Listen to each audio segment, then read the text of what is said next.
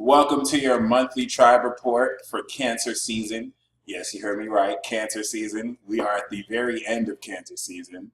We'll make sure that Leo season is timely, and by that I mean this week, next week, if not this week. Either way, this video is for the air tribe, Gemini, Libra, and Aquarius.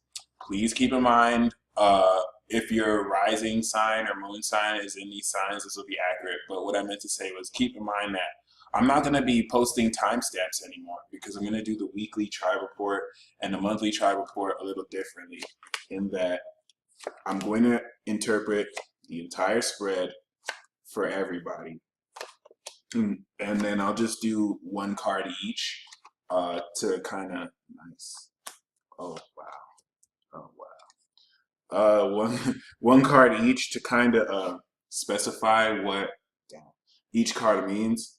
I drew the cards and it's like I got my own personal interpretations coming.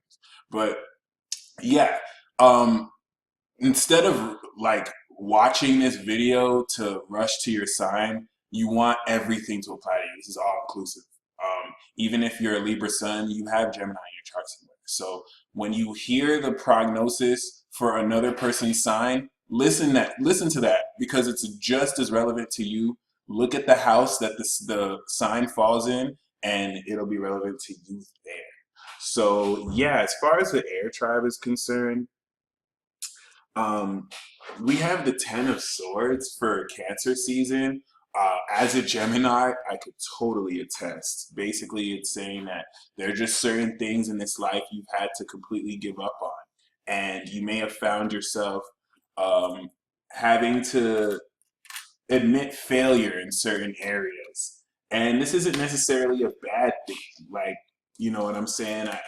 For someone like me who this applies to, I'm not dead. My life isn't any worse, but there are just certain aspects of my life. There's certain things that I've really hoped for that I have to give up on. Certain areas, certain women that I've wanted to be with, I have to forget about ever being with. Certain things in my life and habits I've had to do, I have to cut it out. And that was my Cancer season. So I know it was your Cancer season too, but it just expressed itself in different ways. So that's a little bit about that. What's great about that though is Cancer season really is going to set you up for Leo season. We have the Ace of Pentacles and the Wheel of Fortune. All right, so this is basically alluding that any financial investments you've made, especially if you haven't seen them pay off yet, they are due to pay off. The Wheel of Fortune is really steering the direction of change in your favor. And the Two of Swords is just indicating that you've been a little bit indecisive. All right, you've been a little bit unsure of how to proceed. That's why you might not necessarily be able to see so much where these investments are going, but the Ace of Pentacles definitely does promise great reward if you're responsible. What you want to release though is the tendency to rush to conclusions, which you've probably already done and have regretted or not. So I'm not going to talk more of that because it's something that you've already released, but you want to keep that in mind. The King of Cups is talking about at the end of Cancer season, you're going to be someone who is emotionally mature, which I totally see. We've moved away from the Gemini energy needing to definitely have things now and rush things to being more patient and being more emotionally mature. And what you're going to learn, ironically, is this is the card of Leo. So you're going to either meet a Leo or you're going to understand how to take this emotional maturity and harness it passionately and really express your creativity in powerful ways. You're going to honestly gain an understanding right now and at the end of this Cancer season of how to really move forward more in control of your projects and endeavors. The fact that we have two kings is really great. This is talking about a crystallization. And just don't forget about this Wheel of Fortune because there's a lot of things that will be falling into place that you're still not aware of yet. So, Gemini, we have the Queen of Pentacles for you.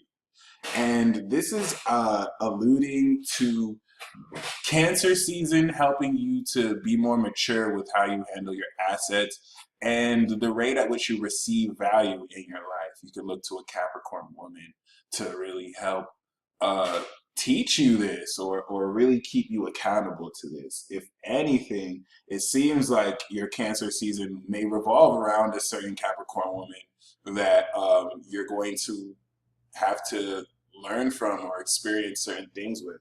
Whereas Libra, your dealings will have to be with a Virgo male or woman. It doesn't have to be gender specific, but the energy is specific to Virgo.